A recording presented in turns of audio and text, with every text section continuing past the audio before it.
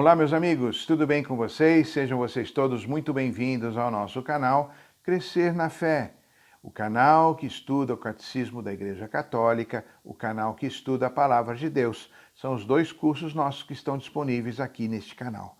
Você pode acionar todos os conteúdos anteriores na nossa playlist. Lá você vai encontrar todas as aulas anteriores para ver e rever, não é? Se você está chegando por aqui agora, é uma forma de você pegar aí o fio da meada para continuar caminhando conosco. Se você ainda não está inscrito, não deixe de fazê-lo, acione o sininho para receber as notificações de nossos lançamentos que fazemos semanalmente, viu? E compartilhe esses conteúdos com a sua rede de contatos para que mais e mais pessoas possam conhecer a palavra de Deus e conhecer a fé católica. E se você gostou, claro, não deixe de dar aí o seu positivo, combinado? Nós vamos agora à nossa vinheta e já já a gente retorna com o Catecismo da Igreja Católica. Até já!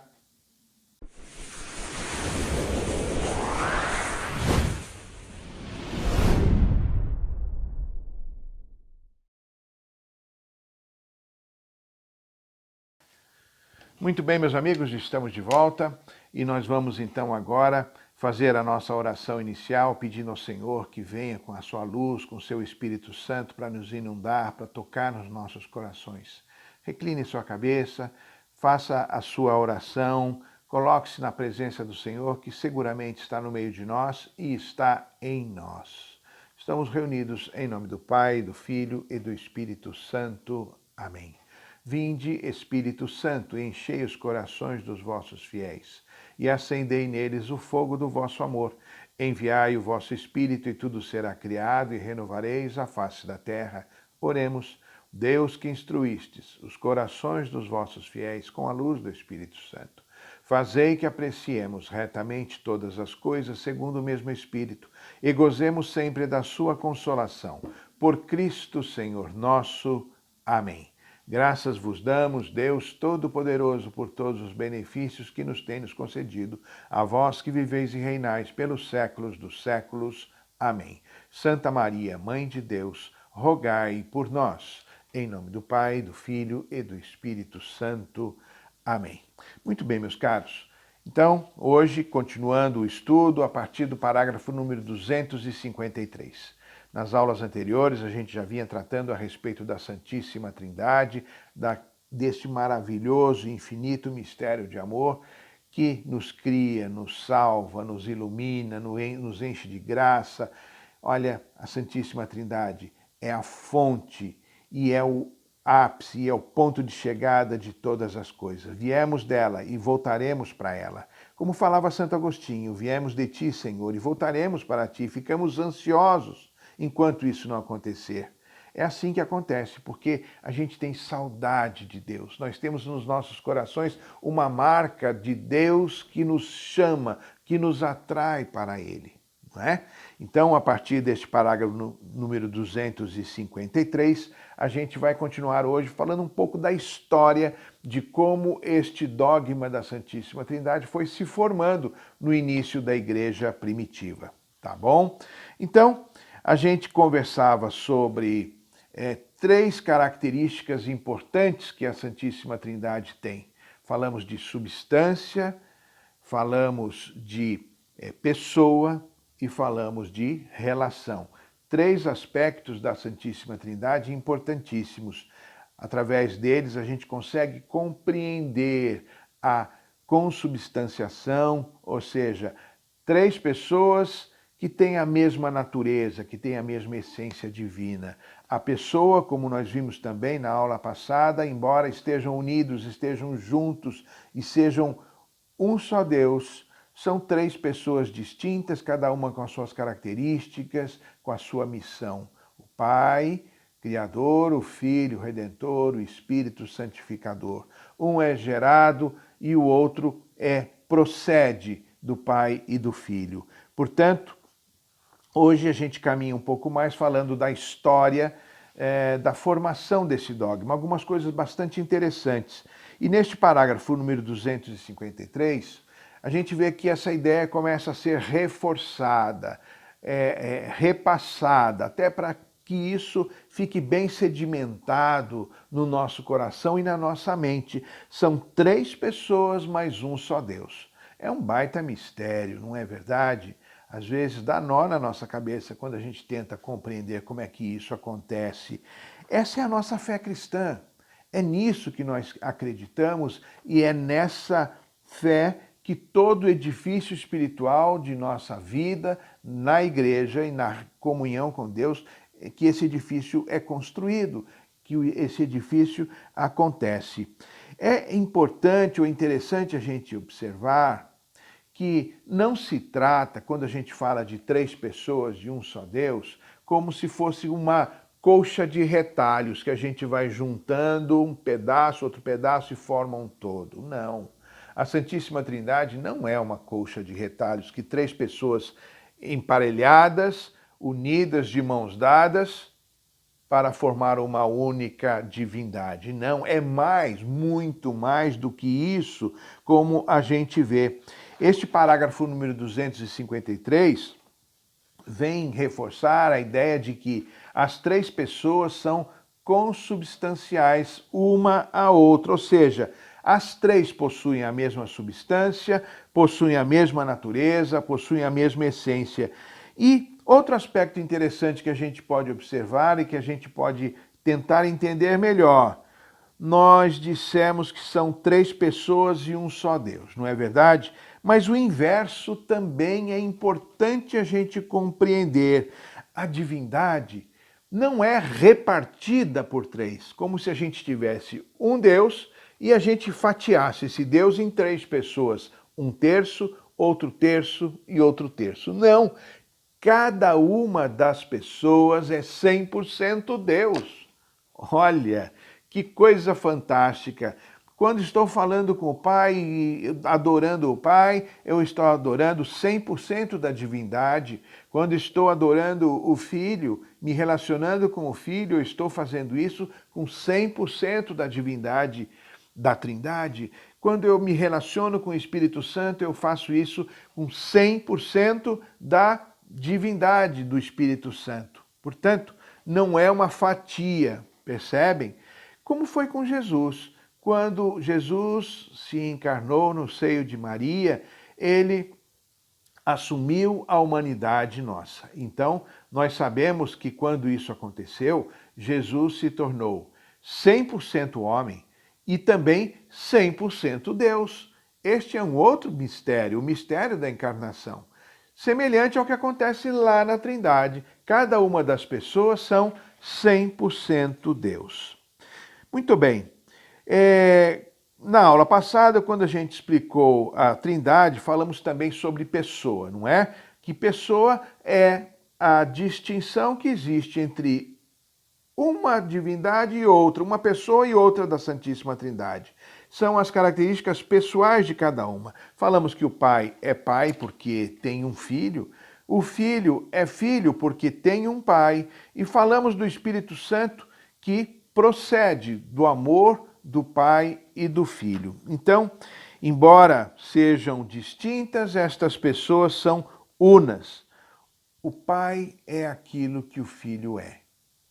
O Filho é aquilo que o Pai é e é gerado por ele.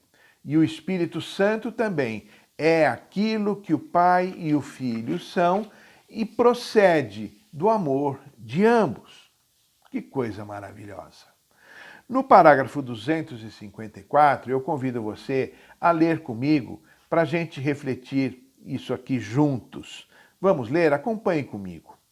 As pessoas divinas são realmente distintas entre si. Deus é único, mas não solitário. Pai, Filho e Espírito Santo não são simplesmente nomes que designam modalidades de ser divino, pois são realmente distintos entre si.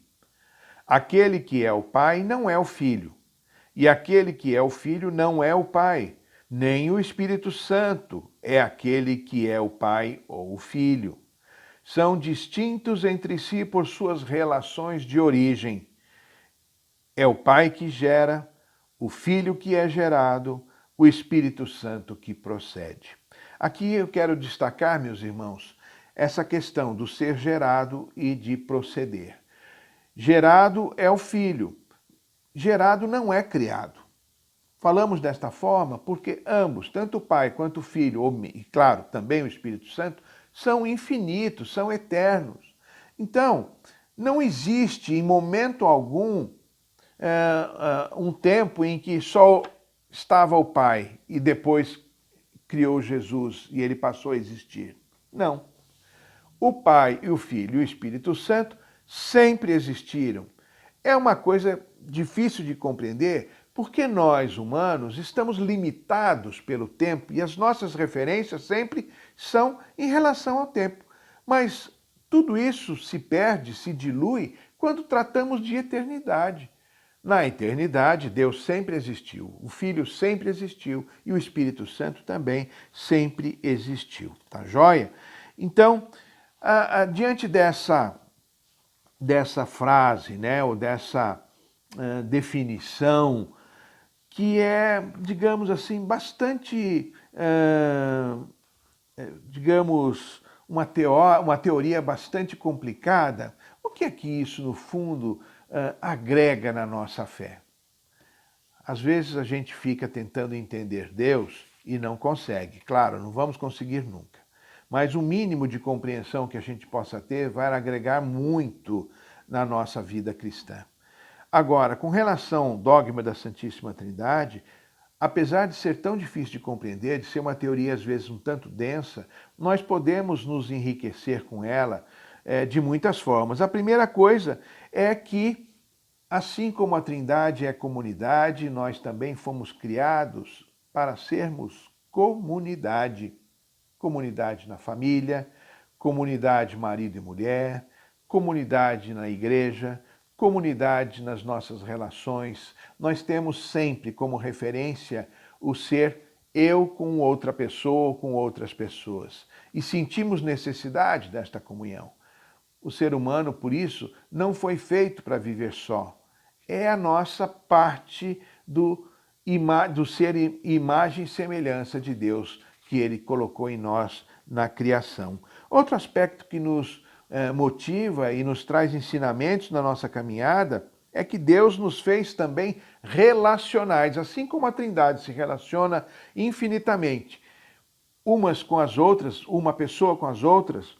Desta mesma forma, a gente consegue entender como é que as pessoas se relacionam nesta vida como comunidade, como pessoas iluminadas pelo Espírito Santo, seja na nossa comunidade, seja na igreja. Portanto, na Trindade nós aprendemos a ser comunidade. E claro, a Trindade nos ensina a amar. Se a Trindade, apesar da distinção entre as pessoas, eles se amam infinitamente e transbordam este amor, nós também, irmãos e irmãs em Cristo, através do nosso batismo, nós também recebemos a semente do amor para amarmos a todos e no amor construirmos a unidade. Vocês sabem que um dos grandes frutos do amor e da caridade é a construção da unidade. É o exemplo que a Santíssima Trindade nos dá. Caminhando um pouco mais, agora no parágrafo número 255, meus irmãos, a gente vê que as pessoas da Santíssima Trindade são relativas uma às outras, ou seja, não dá para falar de uma sem falar da outra. Então, às vezes, a gente se relaciona mais com uma ou outra pessoa da Santíssima Trindade.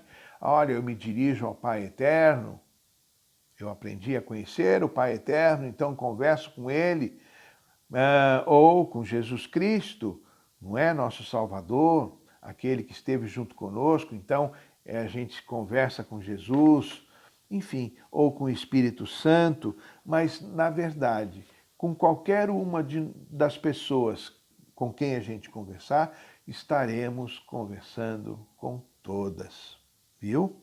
Então, meus caros, eu diria que isso é semelhante à vida de um casal cristão que recebeu o sacramento do matrimônio.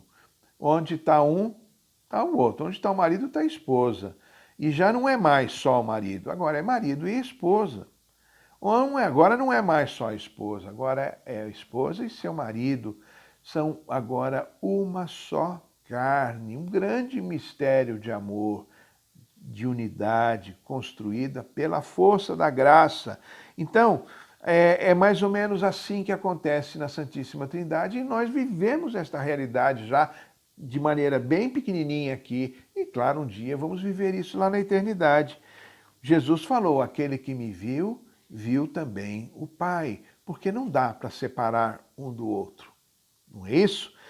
Então, se dissermos que não é possível dividir a Trindade, como a gente falou agora há pouco, a diferença entre as pessoas está mesmo só nas relações, é o que a gente vê neste parágrafo 255.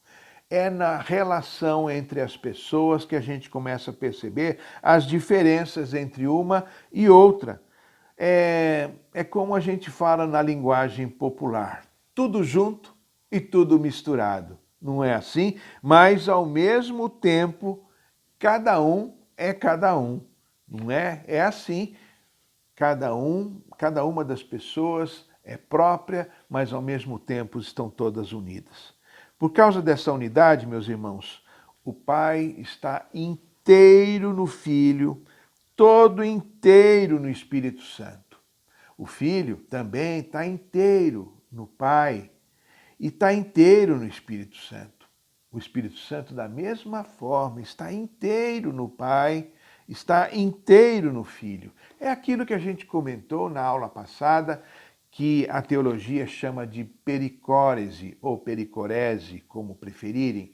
De qualquer maneira, é esta unidade onde um mergulha no outro e existe no outro. Uma experiência fantástica que também nós, pela graça de Deus no batismo e pelo crisma, nós fazemos essa experiência também nas nossas vidas comunitárias e na vida conjugal, que é uma semente, um exemplo da Santíssima Trindade. Inclusive na geração dos filhos, que é realmente uma grande imagem da Santíssima Trindade.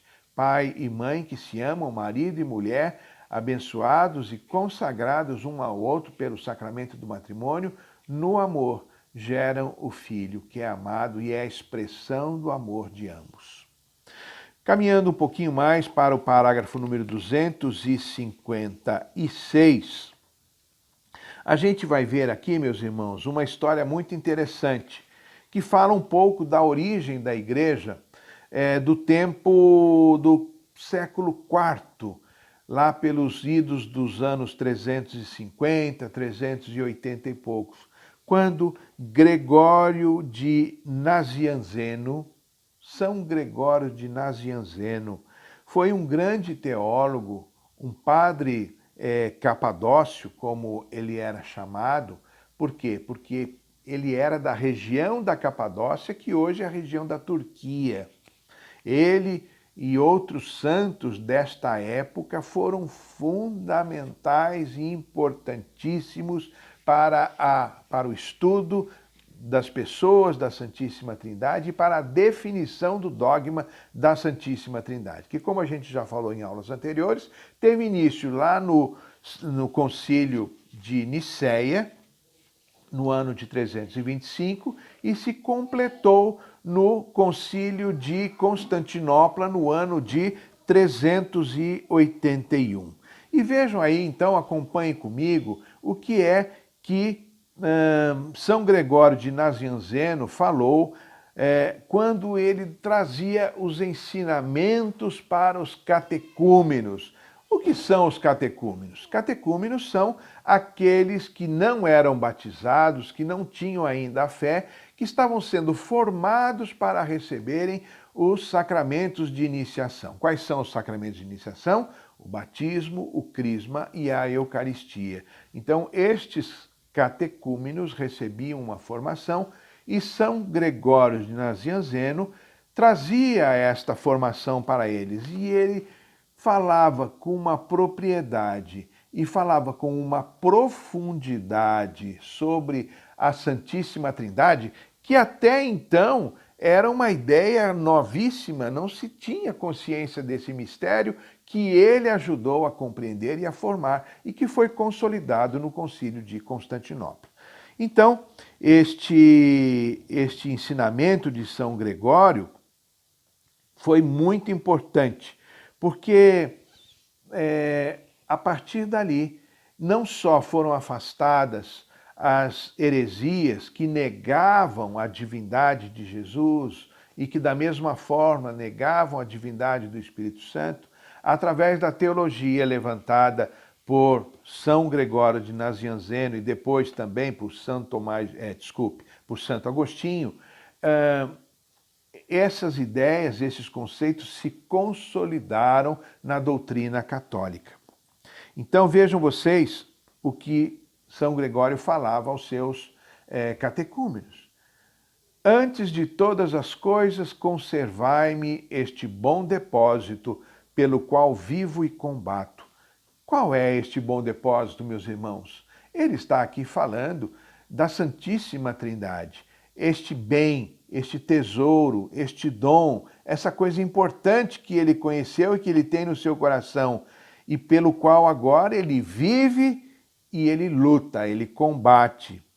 E continua dizendo, com o qual quero morrer, que me faz suportar todos os males e desprezar todos os prazeres. Essa descoberta que ele fez, que ele agora ensina aos seus catecúmenos, foi algo muito importante, a ponto de levá-lo a declinar todas as outras coisas para abraçar esta coisa importante. Como tem o Evangelho nos dizendo, olha, para comprar aquela pérola eu vendi tudo, fui lá e comprei esta pérola, que é o reino. Aqui ele fala então desta mesma ideia. Eu vou-la confio hoje, ou seja, ele está contando para os seus catecúmenos este tesouro, esta profissão de fé que ele diz, refiro-me à profissão de fé no Pai e no Filho e no Espírito Santo. Então vejam vocês que aqui esta ideia, este conceito da Trindade já está formada, já está consolidada, porque fala aqui dessas três pessoas. E ele diz, eu vou-la dou como companheira e dona de toda a vossa vida. Ou seja, ele está revelando e dando a Santíssima Trindade aos catecúmenos para que ela seja senhora, que a Trindade seja dona de todas as vidas, de todos os corações. Dou-vos uma só divindade e poder que existe una nos três e que contém os três de maneira distinta. É exatamente o que a gente vinha conversando. Percebam vocês que este conceito então já estava consolidado. Embora sejam três pessoas distintas, elas são um só Deus e que tem toda a divindade, que tem todo o poder.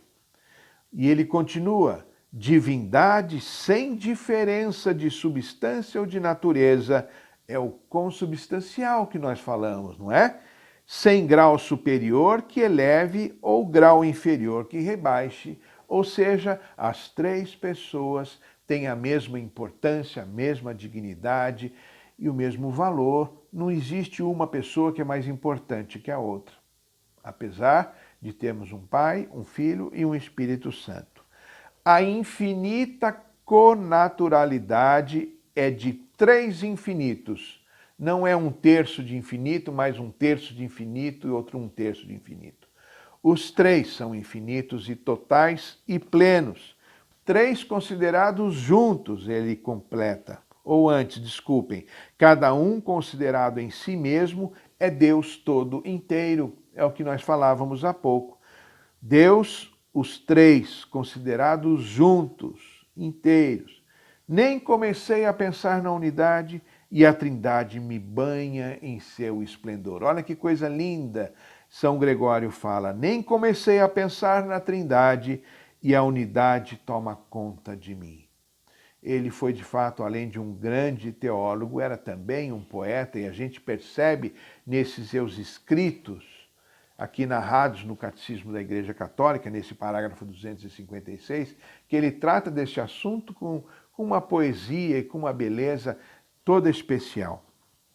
Então, meus caros, este parágrafo 256 vem consolidar esses conteúdos, esses ensinamentos que nós falamos até agora. A Trindade são três pessoas distintas, mas são 100% Deus, elas se unem, estão unidas uma na outra, são consubstanciais, são eternas e plenas, cada uma delas.